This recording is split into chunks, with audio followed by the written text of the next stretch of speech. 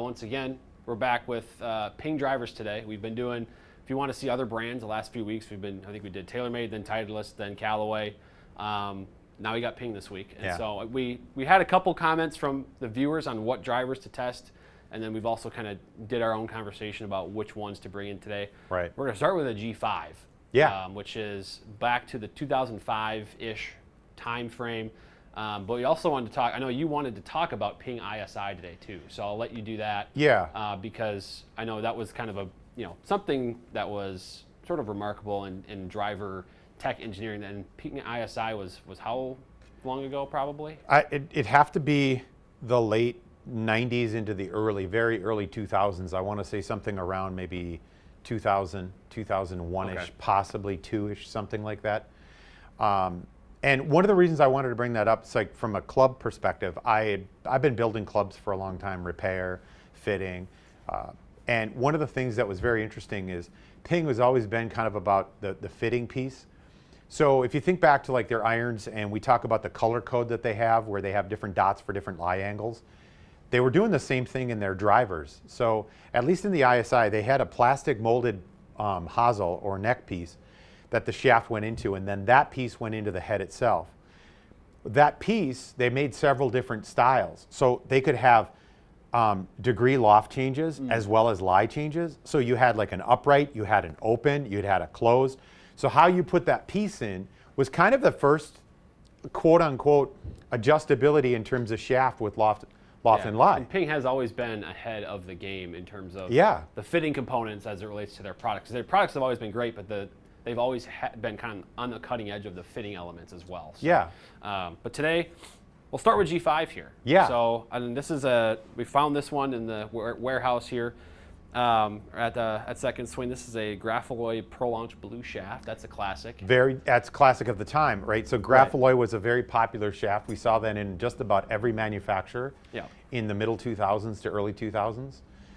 We also saw that as, if you think back to Titleist as a quick example, Titleist was using Graphalloy as one of their main products exclusively made for Titleist, but so were all of the companies out there at the time too. Yeah, the G5, it has, I mean, if you go back to this era, the shape was very similar where it was a lot more compact, a lot more pear-shaped. You're seeing some images of it now. And it also has this weird kind of like, sort of almost a moon. Alignment aid. Icon here at that's sort of your alignment spot, but different look than you see in today's PING drivers for sure. Yeah, go ahead and hit some, and we'll take a look at some of the stats. I'd talk, while you're hitting a few, I'd kind of talk overall about PING. And one of the things that's unique about PING is we see this from every manufacturer. The engineers are going to be looking at what can I change, what do I do next, what's the next big move to this. One of the things that's kind of PING mantra to this is overall, we're going to make changes, but if you go from model to model to model, you might be sitting looking at the G430, which is the last model, to the G440 and say, well, what did they change? There are changes, and there are some wholesale changes, but overall, one of the things that's unique about PING is they tend to try to be subtle about it. It's like, let's go with this technology, let's make this 3% better here. Can we, aerodynamically, can we make that 6% better here?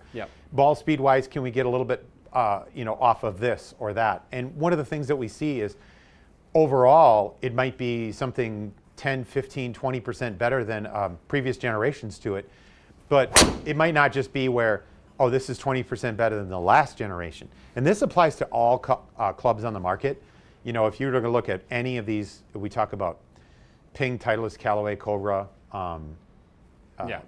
just they're all going to have subtle changes to the last. We don't have to go. But PING has always been good about keeping what's been working too. They don't change what works, which I think is good. And they also now, I appreciate too that they're not an every year release cycle for the woods. They go every 2 years, making sure not to say that that's better than 1 year, but I just appreciate that they make sure to make significant changes that are worth it for them and their team and their engineering team to make sure it's distinctly different than the previous generation. Well, I can say this as a collective. In the fitting bay, if a customer comes in and says, I'm okay with something current or maybe something last year, we're going to get into a great product. I don't necessarily think that we're going to find something. If you come in with a driver that's 10 years old, we're going to find absolutely better than what you had. Yeah. It's just really, really, really hard to lean on technology and say we can't improve in one of the 4 main areas: ball speed, launch, spin, or direction. And with the adjustability that we have in a lot of drivers, 10 years ago we didn't have as much adjustability. We also didn't have many of the known topics in technology. Ooh. Well, I asked you to hit a cut earlier, and you did. So I know we're going to get into some data here. I hit a couple of those really, really hard. After my, so we're seeing some. The big thing I see here in just 5 swings is variance. There's Yep. the peak of this driver. That's a 310-yard, right down the middle Yep. tee shot. My imperfect shots there. Took a lot off the distance on a couple of those there. And that's exactly what I would say too. One of the things that we're looking at as an example is, hey, we have hit location. Well, there's one of your best, and that's in the best spot.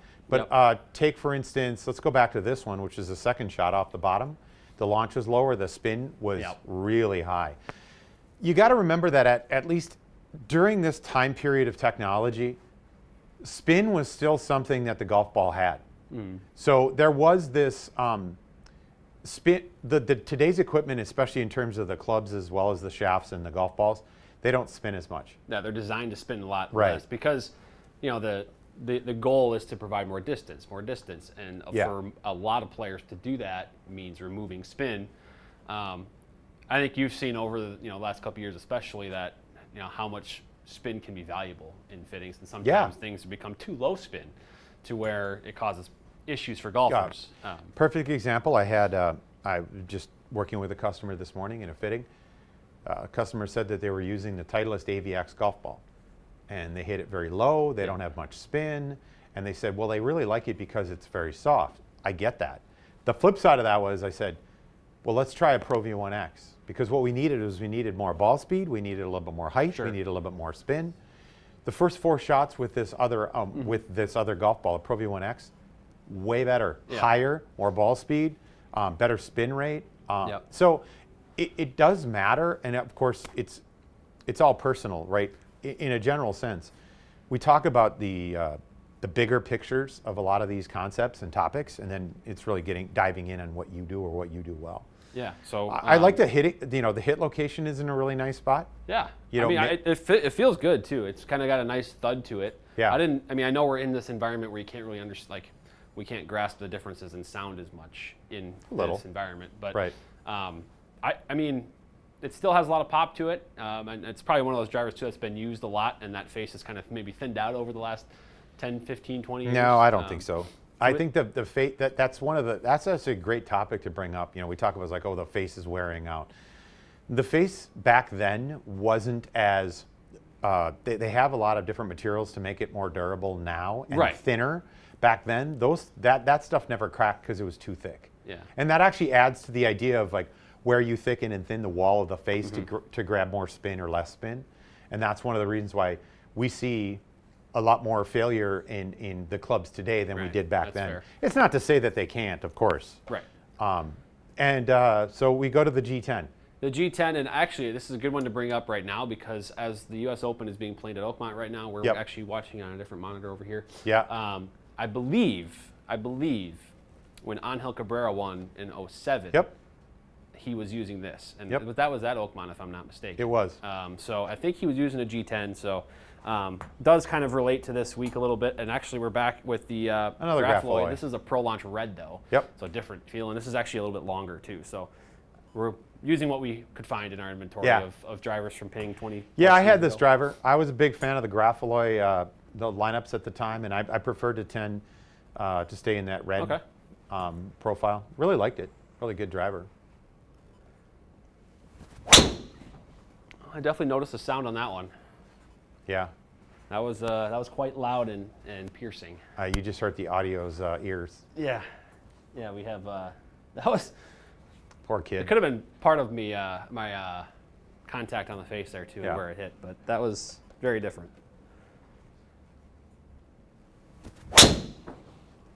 Nope, that's a ringer. I wonder if the viewers can hear that. I mean, that's a very... Well, if that was it supposed to be like from G5 to G10 is like, that's basically one generation of drivers for Ping. We did this one because we had a couple of special requests to get this one in the test today, the G10. Well, let's hit it off the high off the face instead of low off the face. I'm sure people are watching how high I tee this up and they're like, how do you miss low on the face? But see, that was a little bit better. A little bit better. Still a little heel side, it felt like, but better spin too. All right. Well, and a couple of things as we get into this, because the next couple of models that we're going to get into start to have some adjustability in the shaft. This didn't have adjustability. So one of the things that we saw by a lot of manufacturers at the time was they're going to have to make a standard version. They might make a version that's a bit more of a draw version. So they're going to do that in the technology by having maybe a different lie angle. They're also going to do that by maybe having weight in a different spot. So we started to see the advent of kind of the draw driver, the fade driver. That was one of the things I mentioned about that ISI from way back. You could have a hosel that was set into a flat or open position. Yeah. Even though it's 9 degrees, it could be open, versus the other side of it, it could be closed. So it can kind of be either or to that. We started to see different models here too. Ooh. Wow. I hit that one a little bit better, obviously. Yeah. The sound didn't change much though. No. Ooh, actually, just a little crack on this face. It is not. You wanna look at it? You better zoom that into the camera. You gotta go right up to the camera. I mean, here, I'll let you take a look. See if tell me if that's a crack or not. Well, that's a crack. Maybe that's part of the sound. It's more than a crack. Yeah. So you picked the crack one. Or maybe I just did it. Well, it's very true. Well, although that sound came out of it just like that sound. What's interesting is even with that, so you got 171 ball speed, great launch, great spin. That so far up on the board, that's the best up on the board, right? Yeah, by a long shot. Yeah, yeah. This is good because obviously we wouldn't. I mean, I don't know if this is again. I don't think I mean, it's possible I did this today, but could have been. Otherwise, we wouldn't want this to be on the website listed with a little crack on the face. So. Nope. Unfortunately, that is not going back on the website. So if you did want to buy a Drew-tested, Drew-used G10, it's gone. Yeah, I mean, I'd like to say it was just my impeccable swing on that that I put on it that made a little crack, but we can't prove that. Yeah. So. Awesome. I-20 now. So I wanted to bring this up. We were initially just going to do G drivers. Actually, someone in the chat has mentioned the Ping Rapture too, which is another unique driver from the past. We didn't have that one today, but we should probably mention just the different families of the Ping drivers through the years, because there's been the G and that's continued on. There's not I drivers anymore. I don't know when they stopped doing that, but I think the idea, this is early 2010s. I think the idea was to do like kind of a players-oriented driver, or like a low spin workable driver. And then the G was going to be your more game improvement style, sort of higher MOI or standard what would call today driver, core driver. Yeah. But the I-20 here it's pretty compact. It definitely has the look of a player's quote unquote driver. Yeah. And one of the things that we see with this now is we're getting into some shaft adjustability. This is one of the. Does that have adjustability? This one does not. I think I-25 or the G25 and I-25 might have been. Was it 25 as the first? Yeah, this one's bonded here, but I actually played a G25. For a couple years when I was in high school, so and I remember that had the adjustable hosel to it. So go ahead and hit a few of these and see what we get. One of the things I look at with this is when you did get into the adjustability. So the shaft sleeve had kind of like standard, open, or closed, and then from there they started to kind of create more positions with it. Now, when Titleist came out in about 2010 with one of their first adjustable SureFit sleeves, same sort of thing that happened with Callaway. They came out with their OptiFit. And you're talking about some of the adjustments that can happen.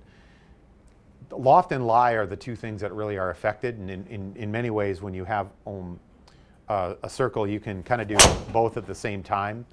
Ooh. So Ping has stayed true to kind of sticking with a formula for a longer period of time that is successful. Once they got into the shaft adjustability, they pretty much kept that same sort of platform. Yeah. And they haven't really changed off of it. Neither has Callaway, neither has Titleist, neither has TaylorMade.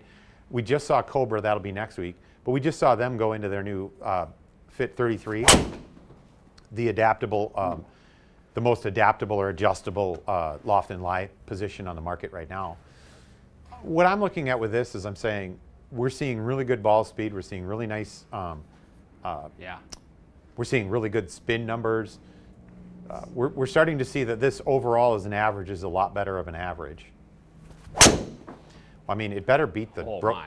I hope it beats the broken driver. That's as straight as I've hit a drive maybe in the year 2025. Yeah, and so you just look at all four of those now. It's a good fit, but at the same time, it's probably because you also had something that looked almost identical to this. Yeah, I did. Do you feel like? Don't you feel sometimes that looking down at comfortable? Oh yeah. Is easier to hit? Well, that and I don't know if this is totally how much of a factor this is playing, but I think, and the viewers know this, I prefer a matte black crown to a driver. Yep. Or just matte, not glossy, I guess, is the big thing for me. G5 and G10 are glossy, shiny, and like we got some lights set up in here, and I could totally, they're bouncing off and I can see them. Yeah. And on this, it's way smoother. So I don't know how much that's playing a factor here, but I think my swing speed did go up a little bit there, so it could be contributing.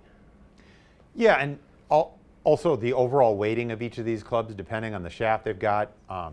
The head weighting is a slightly bit different through the years as well. Oh, that one turned over just a little bit. Yeah, but one of your best ball speeds too. So the I-20 was really, did they make an I-15? They may have, yeah. I think they made an I-15 as well. Well, there was also, because I don't think they did an I don't know that they did an I-10.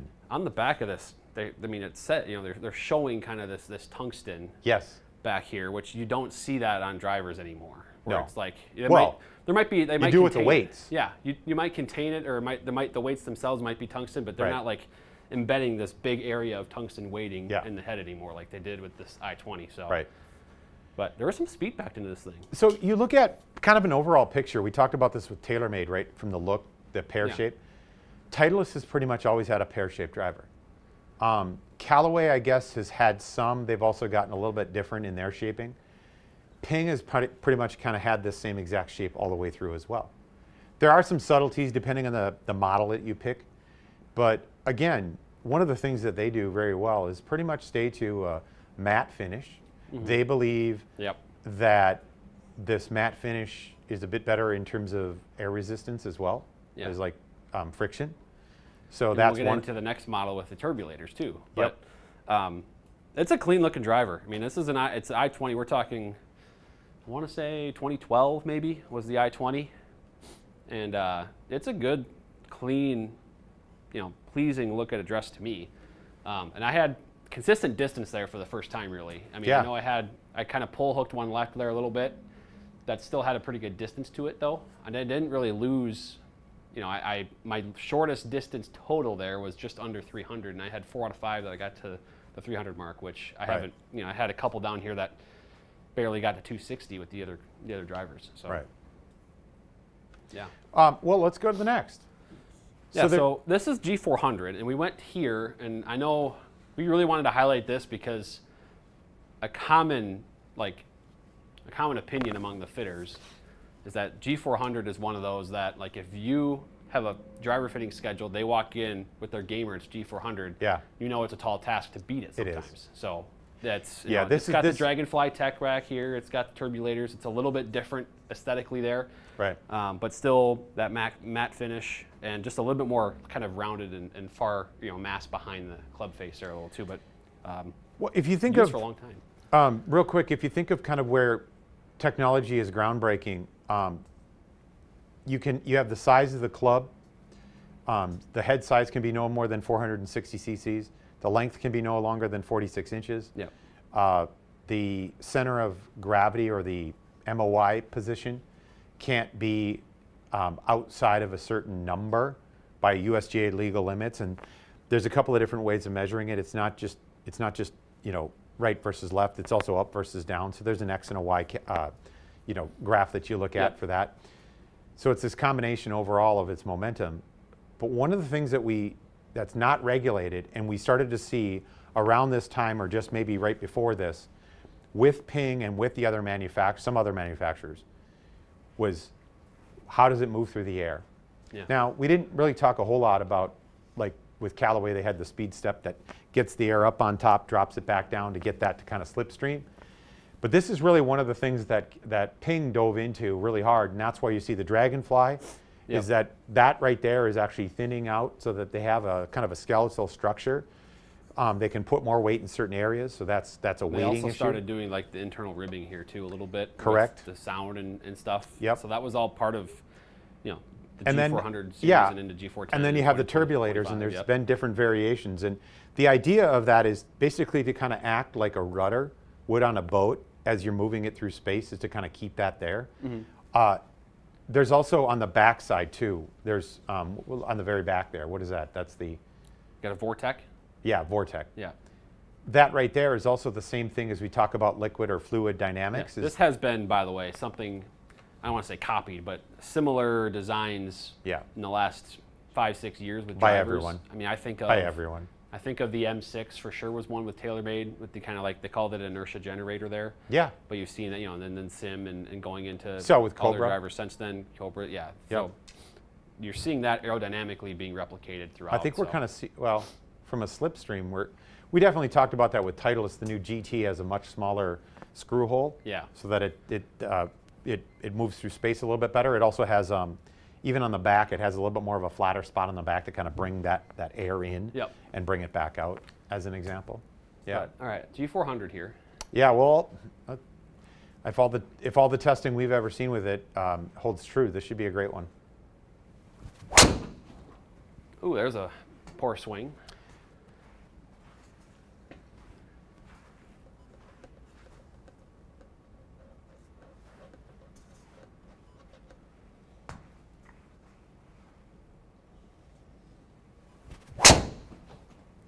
That one was better. I will say this is, I believe, I'll have to check, but this is perhaps the highest lofted one. I have a 10.5 here. Okay. Has everything else been 9.5? Yeah, I think okay. so. So there may be a little bit of like higher spin and shorter distance because of that, but. Ooh, that's closed. It's actually okay. That sounded, all right, that felt a lot worse than it turned out to be.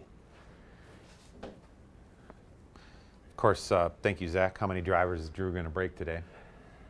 I hope that's just the only depends one. Depends on how many we give him, really.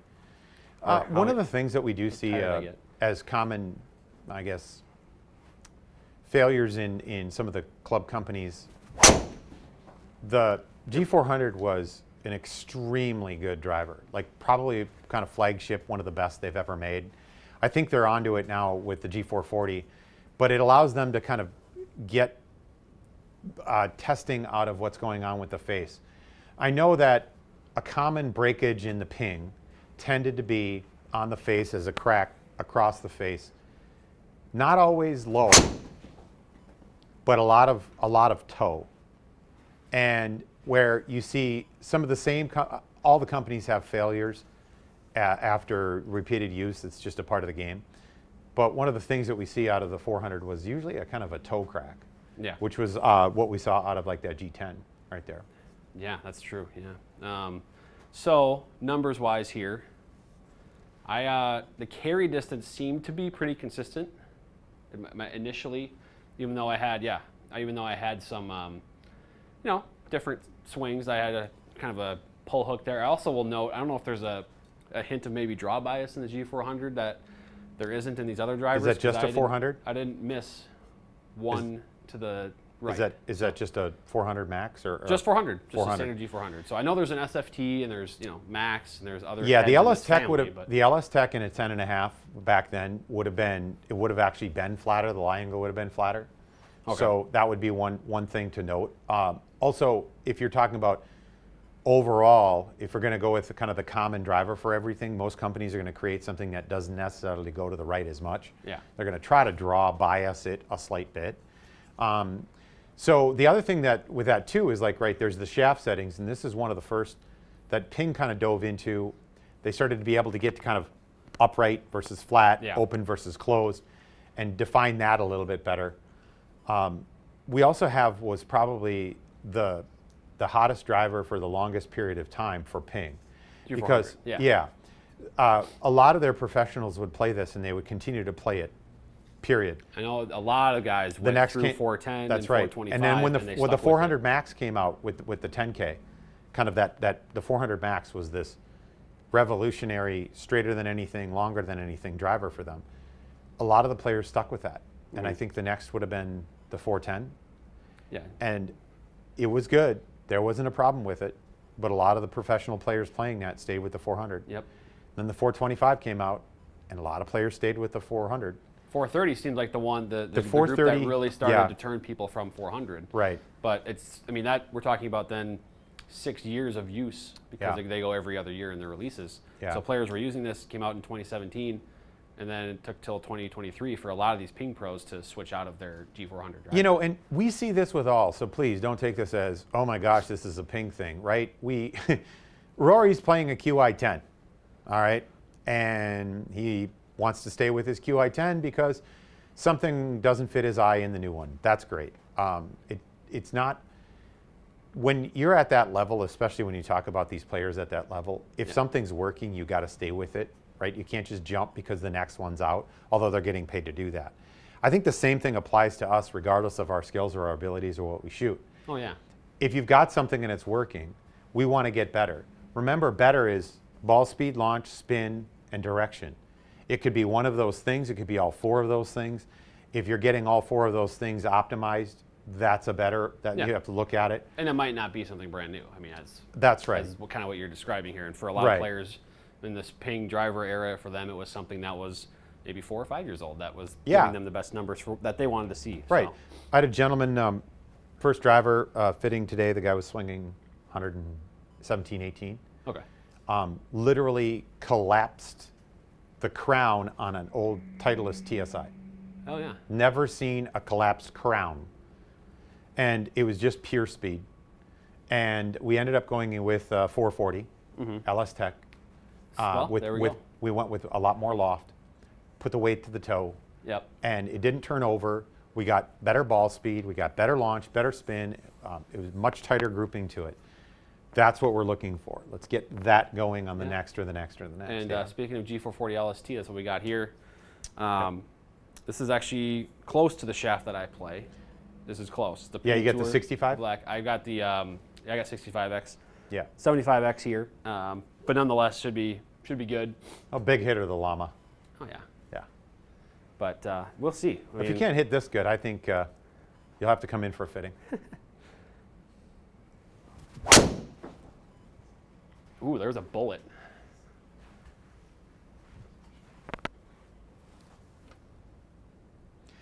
So some interesting technologies as you're hitting a few shots here with Ping. First, they had carbon tops. They had carbon fiber tops before in certain models. One of the ones that you guys mentioned was the Rapture, and that was kind of the first. And for a long period of time, that was really the only diving into the carbon fiber for Ping. Same sort of thing happened with Titleist for about that same time frame. They had the comp, which was the composition. Yep. That driver was non-adjustable, as that was the solid shaft for that. But again, that was kind of engineers diving into a little bit of that and then kind of letting that go, because we know Titleist now has a carbon fiber top, which is the first since then, and that's kind of their mainstay technology as they're going with it.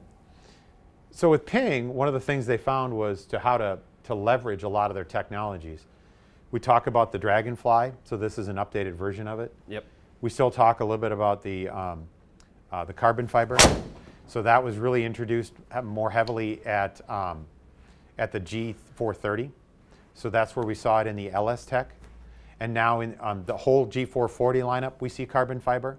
That allows them to save some weight. There's also internally some weight savings where they talk about the space between the sole and where the shaft sits, and it's kind of a free-floating shaft as well. What it does is it allows them to move that weight, and weight is where the adjustability for a better fit comes from. And so, you know, we've got a couple of different models. We've got an LS Tech model, we've got a Max model, and then we've got the SF Tech model. There's some unique features as we look at this 440 lineup. Every one of them has a different mass weight. Yep. So the LS Tech has the heaviest actual weight in it. Comparatively, There's another weight that's a couple grams lighter, that's in the Max, and another weight that's a couple grams lighter than that in the SF Tech. Yep. And what they've done, and I might be flipped on that, they might have gotten heavier, but they've also, the actual head weight, so if you take the weight out of this as a second, that's the heaviest head weight. There's the most mass. The Max gets lighter, the SF Tech gets lighter, so that the weight in it acts and reacts a bit more with gravity, center of gravity, and gear effect. Right. Also on that note, on the tour truck at Ping, I was on the truck recently, and they have weights from 14 to 38 grams that can replace this. Yep. And there are some crazy builds that they've done for their tour pros, depending on the weight that they like and the center of gravity they're looking for, where they might go really, really light back here and try to shove a ton of hot melt forward to just get super low spin, low penetrating ball flight. So, even for that matter too, is like coming in for a custom fit, as we go to the top of that food chain with any of these manufacturers, we can get dialed in that way. Yeah.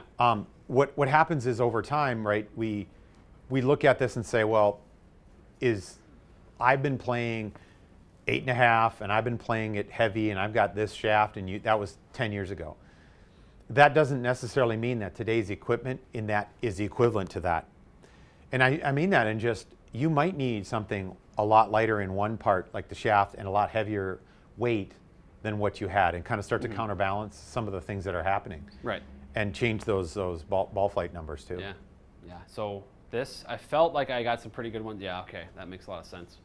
That first ball I hit was like, I don't think it was necessarily low on the face, but it was just kind of a low bullet there. Definitely launched quite a bit lower. Okay. Off the bottom. You know what's weird is it didn't feel like it was off the bottom of the face, but. Well, and it's the only one that was, and then the rest of them are all just. Yeah, but I mean, all the rest of them were. I mean, look at the carry distance consistency on the rest of them. We had 295, 294, 294, 294. Yeah, outside of one shot that you hit way back here when we get into that PING G440 that was the one that you broke the face on. Right. It had to be. I mean, like, this is one of the things we talk about, right? There's no possible way. That's true. If you look at the G10 shots there, there's one that's not like the others. Yeah.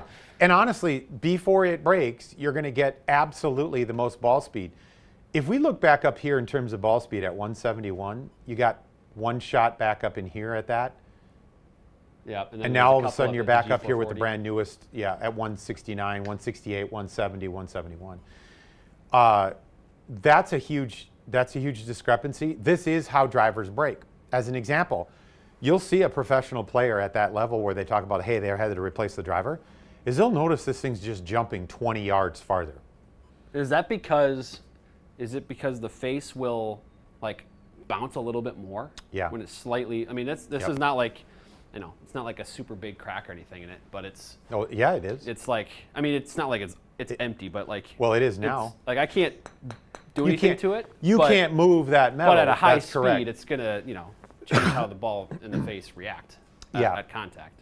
Yep. But so yeah, again, we don't have any actual proof that the G10 cracked during. I'm just going to call it. I'm going to say you broke it. But it's kind of cool that we'll call it that for the viewers. So if we go back to a couple weeks ago, we were at the PGA Championship and we got a couple drivers that were tested and deemed to be unusable or, around that legal limit. Scotty Scheffler was one of them, and Rory was one of them. What they find, and this has happened before, we find this with pretty much any of the companies. We've heard about this with Xander and Callaway. We've heard about this with JT or Justin Thomas at Titleist. We've heard about these coming out. Yeah. What ends up happening is that structurally is just thinning out.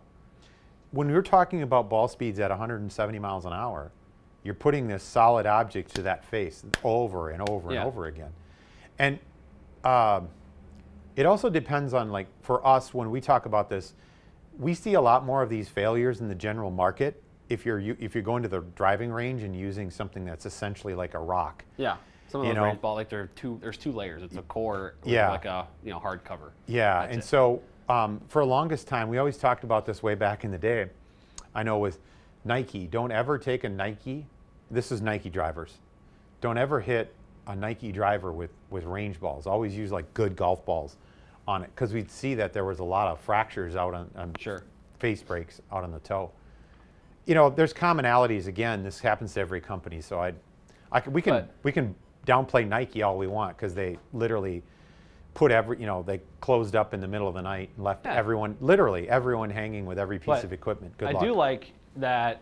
So again, besides, allegedly, the one tee shot with G10 that may or may not have broken the face. Yeah. There's a pretty big distance differences between, back, G5, G10, the carry distance there versus what I was getting with G440. We're talking about 20 yards of carry on average there. And again, those last 4 shots I hit right here are all going 294 carry. That's super consistent. That's what I love to see. Right. And I'm sure that's what you would be looking for in a fitting. Totally. If someone is playing a driver that's 10 years old or even older and they're looking to get something new, this is what is possible with something new, is the consistency on the distance there. As long as you put a half decent swing on it, it's going to give you a certain number, and it's going to do that even if you hit a cut or a draw. It's going to be consistent. Well, and for that matter, we have a lot of people that have come in. We see a lot of PING G440s walking out the door in our customers' hands. We also see a lot of G430s. I think that PING is at the top of their game, and either one of these, if you're looking for some value, we have such a great selection of G430s. Still a lot of stuff that's brand new in the plastic, so that is an absolute beast if you're talking about getting a better driver in your hands with some adjustabilities. The same thing is true of that 440. I think it lives up to everything that's doing on the market. I can say that PING tends to be one of the more forgiving. What that means is we always hear this, so they may not be the longest, but they're usually the straightest. Yeah, which, hey, usually they might be the longest. I don't know. It's pretty fast up there. They are. But also, we're comparing all the PINGs. Well, I know. I'm just saying it's not like it lacks distance. No, it's just, not at all. Their mantra is forgiveness, reliability, consistency, those things a little bit more so than distance, but it's not that they're slow either. They're very fast. There's a couple things that I've been able to work with the engineers. We have great combinations of discussions with all the companies and all the engineers, and this is really where a lot of our information comes from to get more kind of into the weeds, if you will. One of the things that we've seen is that there's a difference between the way that a TrackMan or like a GC Quad or a Foresight or some other launch monitor reads the club. So if you've got the weight in maybe a different spot, or you talk about like Vortex as an example. So if Vortex has this space between the leading edge to the bottom, that space can be read differently by a radar, which can actually throw off the distances, or should say the smash factor, if you will. Your speed might be read a little different, or So when you start looking at it, all the companies kind of have differences amongst that. That curvature and the dips and the curves or the spaces on the backside of a driver, that can throw off the average as it's being read by the radar. That can lower smash factor because the club speed might be variance to that. But the one thing that you're always going to get if you've got more ball speed is just ball speed. Yep. Like that TrackMan and all these launch monitors are just measuring what that ball's doing. The data in terms of let's call it ancillary data in terms of the club itself and what the club's doing, totally got to read that with a grain of salt. Yeah, but the ball speed is the ball speed. Yeah. Across the other. And the launch is the launch and the spin is the spin there too. Yeah. So I think, there's obviously the conclusion that we expect to draw here, which is, you're going to get, the highest speed and the most consistent speed out of something new here. I think the i20 impressed me too. That was pretty good performance out of that. It did. Outside of one that I maybe shut the face a little bit. That's a pretty tight little dispersion of 4 tee shots there with the i20. Yeah, and I actually don't. The G400 outside of maybe is a different. If we had it maybe in a different setting or a different shaft. Yeah, that could have been really good too. Not as fast. And again, we talked about the loft thing with that. That could have been part of that. Right. But PING makes good drivers, and they have for 10, 20 years now. So at least, we can go back further, to talk. But it's been they're doing really well. There's not a surprise really up here in terms of how consistent and how they can perform. It's been this has been really good. This has been a really good test. I think one of the things that we'll talk about Cobra next week, the technologies that a lot of these companies have gone through, they become kind of they word them, they have their names for them, spincicity. There's a reason for it. Every company has the same sort of engineering principles. Like, you're bound within a legal set of rules, and then from there, you'd have to just try to find what works best. Yep. One of the things that's really neat about drivers today is we're probably not going to get you another 10 yards. Right. For where you're at. So finding the right driver, the right setup, the right loft, the configurations, those are the things that we want to find, because I think everything on the market is exceptional right now. You can go back maybe a model and it's still really super good. Yeah. There's so many good options. Yeah. I mean, go get fit and figure out exactly what works for you. Yeah. What's best for you. You might like different, things at a dress than I do. Yeah. I like the matte finish and I don't like to see glossy, but you might like that, or you might like a different shape, things like that. But that's why there's all these options, and that's why you go get fit with someone like Tyler to get dialed in. And clearly, as we can see, if you're playing something 10 to 15 to 20 years old, there's probably performance that you're leaving out there, some distance or some accuracy or both that you're leaving out there. You could help, could help your game and help you shoot lower scores. So totally. Tyler, thanks for joining today. I'll let you sign us off here. All right. Keep your grooves clean and stay razor sharp.